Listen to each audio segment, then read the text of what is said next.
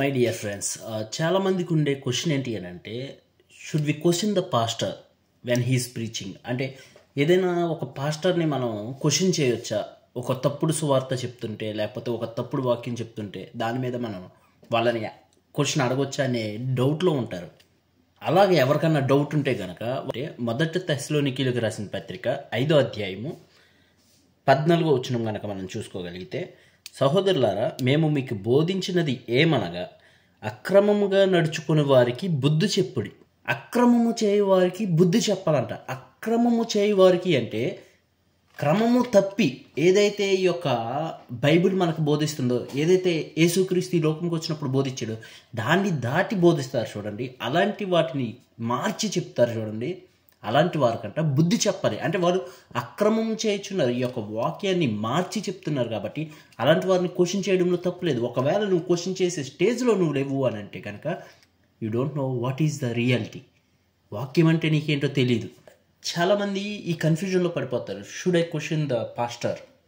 మరి ఆయన తప్పు చెప్తుంటే చాలామంది అంటారు, ఒకవేళ ఆయన తప్పు చెప్తే ఆయనకి శిక్ష దేవుడు ఇస్తాడులే అని చెప్పేసి అని అలా అంటూ ఉంటారు. మరి ఎందుకు ఈ రెఫరెన్స్ చెప్తున్నారు? అక్రమము చేయ వారికి బుద్ధి చెప్పుడి అని.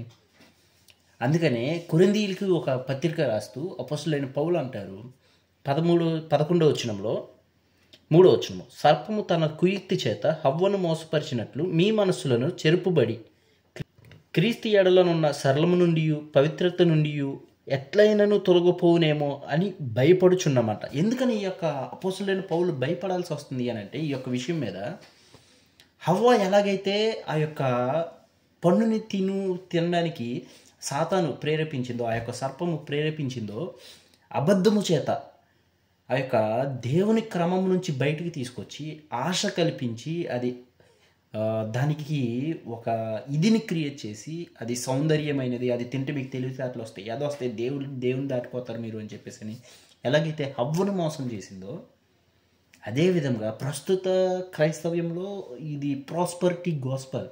మనం చాలా పెద్ద పెద్ద పాస్టర్లు చెప్తున్నది కూడా వింటూ ఉన్నాం. ప్రాస్పరిటీ గాస్పల్ అనేది చాలా ఎక్కువైపోయింది. సో అలాగా దేవుని యొక్క సువార్త అంటే క్రీస్తు యొక్క సువార్త కానీ అపోస్తలులు బోధించిన సువార్తను కానీ మీరి దాటి చెప్తున్నారంట. వాళ్ళ కోసం ఈ మాట రాస్తున్నారు. ఏమని? సర్పము ఎలాగైతే ఆనాడు హవ్వను మోసం చేసిందో, ఈరోజు ప్రజెంట్ జనరేషన్లో ఏమవుతుంది అని అంటే, పాస్టర్స్ రాంగ్ వే క్రియేట్ చేస్తున్నారు. ఒక వీడియోలో నా నెంబర్ చూసి ఒక సహోదరి కాల్ చేశారు. ఆవిడ నాకు తన వేదన వ్యక్తం చేసింది. ఎలాగా అంటే, నాన్న, నేను మ్యాక్సిమం మీ నాన్నగారి ఏజ్ ఉంటుంది, నాకు ఒక సంఘం ఉంది, నేను చాలామంది ఆత్మలను రక్షిస్తున్నాను, చాలామంది నేను నడిపించాను దేవునిలోకి అని చెప్పేసి అని. బట్ ఆవిడ ఒక వేదన వ్యక్తం చేసింది. కన్నీటితో నాతో మాట్లాడిన మాట ఏంటి అని అంటే, నా చేతులతో ఎంతోమందిని నేను తప్పుడు సువార్త చెప్పి నేను వాళ్ళని దేవునికి వేరే రకంగా పరిచయం చేశా. ఇప్పుడు ఆ ఆత్మలు నశించిపోతున్నవి. మీలాంటి వారు ఇప్పుడు మీ యంగ్ పీపుల్, మీరు మీ జనరేషన్ నుంచి తయారవుతున్నారు కదా, మీరైనా కరెక్ట్ సువార్త ఇవ్వండి. మీ వాక్యం చూశాను, మీరు బేసిక్ ఫండమెంటల్స్లోనే వెళ్తున్నారు. సో ఆ యొక్క స్టార్టింగ్ స్టేజ్లో ఉన్నారు కదా. సో మీకు ఈ యొక్క ప్రాస్పరిటీ గాస్పల్ కాకుండా మీకు నిజమైన సువార్త తెలిసి చెప్పడం కోసం, కొద్దిగా మోటివేట్ చేయడం కోసం కాల్ చేశాను అని చెప్పేసి అని ఆవిడ బాధపడ్డారు. ఏమని బాధపడ్డారంటే, నేనే నా చేతులతో ఎంతమందిని నాశనానికి తీసుకెళ్ళాను అని. ఎలా తీసుకెళ్ళారండి? సువార్త చెప్పే ఉన్నది మార్చి ఈ యొక్క ప్రాస్పరిటీ గాస్పల్ని యాడ్ చేసి ఈ యొక్క సువార్తను చేశారు. ఆవిడ చాలా బాధ వ్యక్తం చేశారు, నన్ను చాలా మోటివేట్ చేశారు. సో ఇక్కడ అపోస్తలుడైన పౌలు కూడా అదే అంటున్నారు. అక్రమము చేయువారినంట బుద్ధి చెప్పాలి. వాళ్ళకి ఎలా బుద్ధి చెప్పాలి అంటే, ఈ యొక్క వాక్యం ద్వారానే వాళ్ళకి చూపించాలి. వాక్యం చదివిన వారుగా మనం ఉంటే కనుక మనం బుద్ధి చెప్పేవారు. వాక్యం చదవకోకుండా మనం ఏం చేస్తాం? సో మినిమం నాలెడ్జ్ అనేది మన దగ్గర ఉండాలి అంటే, first basic knowledge, Bible knowledge అని మన దగ్గర ఉండాలి అని అంటే, బైబిల్ని we have to read it. మనం చదివిన వారుగా ఉండాలి. అందుకని ఇక్కడ అంటున్నారు, సర్పము మోసం చేసినట్లంటే ఇప్పుడున్న ప్రజెంట్ జనరేషన్లో ఎవరో బయట వాళ్ళు వచ్చి మోసం చేయట్లేదండి, మన పాస్టర్లే మోసం చేస్తున్నారు నిజమైన వాక్యం చెప్పక.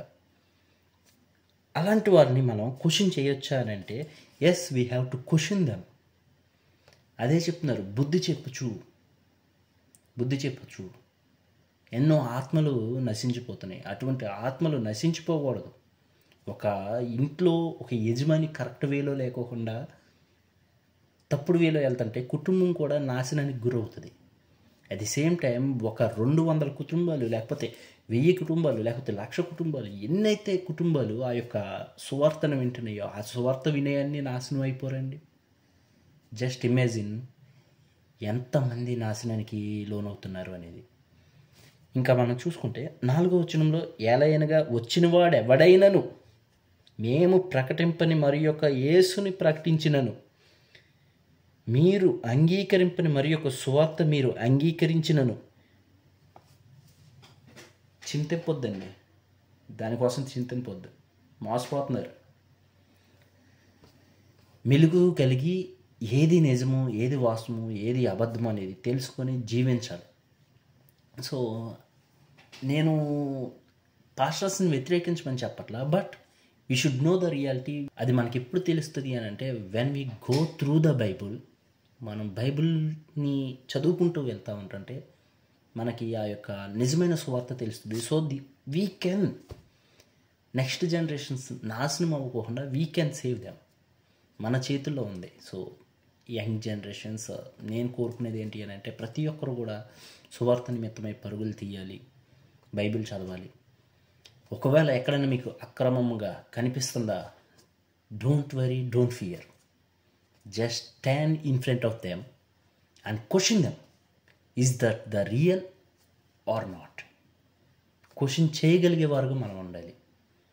ఒకవేళ అది మనం రాంగ్ వేలో ఉంటే మనకు వాళ్ళు చెప్పింది తెలుసుకోగలం. ఒకవేళ వాళ్ళే రాంగ్ వేలో ఉంటే కనుక వాళ్ళు వాళ్ళ యొక్క సువార్తని మార్చి ఉన్నది ఉన్నట్లు చెప్పడానికి ప్రయత్నం చేస్తారు. ఎందుకంటే నన్ను క్వశ్చన్ చేసేవాడు ఉన్నాడు అని చెప్పేసి. మనం క్వశ్చన్ చేయనంత వరకు కూడా వాళ్ళు చెప్పిందే కరెక్ట్ అని మనం పాటిస్తూ ఉంటాం. సో బీ కేర్ఫుల్ అండ్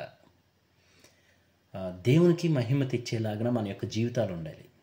ఈ యొక్క మనిషిని మహిమపరిచేలాగా ఉండకూడదు.